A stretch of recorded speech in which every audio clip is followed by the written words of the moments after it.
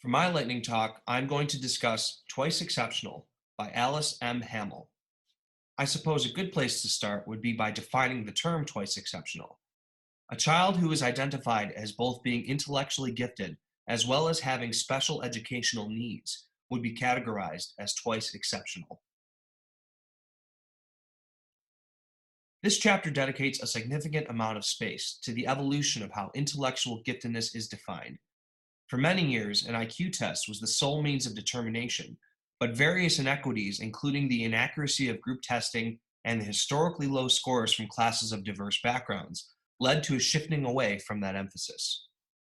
Starting in the 1990s, there was a movement towards using a variety of indicators to potentially determine giftedness, in addition to an IQ test. The philosophies of Silverman and Gallagher were the two discussed at length in this chapter. The pillars of Silverman's metrics include domain-specific giftedness and achievement, or the potential for achievement, while Gallagher believes that giftedness can be identified through developmental differences in abstract reasoning, emotional sensitivity, and intensity.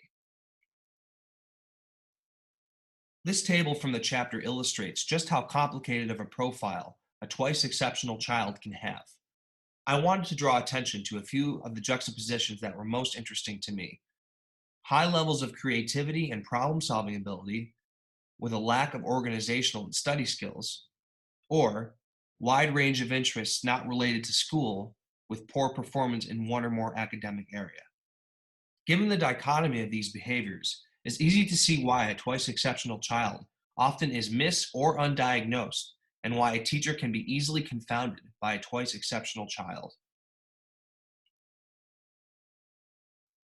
So how can we best position twice exceptional students for success? The chapter lists a lot of really great ideas, but I just wanted to highlight a few of the ones that were noteworthy to me personally.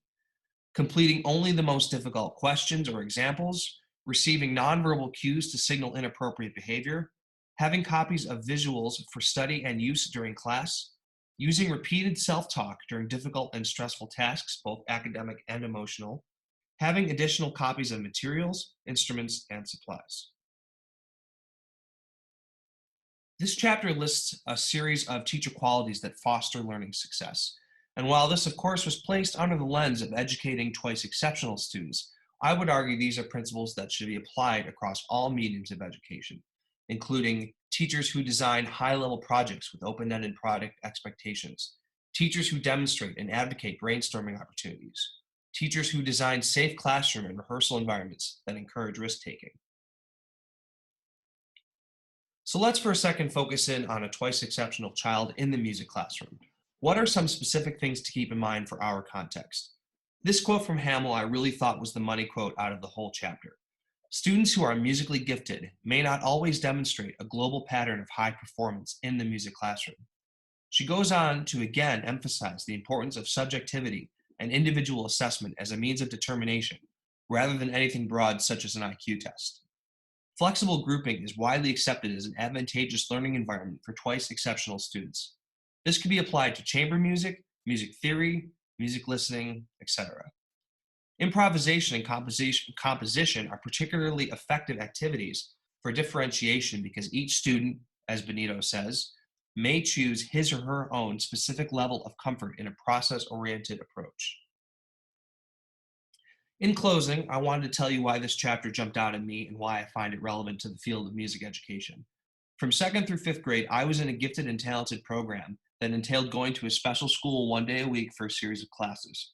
Throughout my experience, I was often witness to several students who were constantly at odds with the teachers about content, homework, how the classes were run, etc.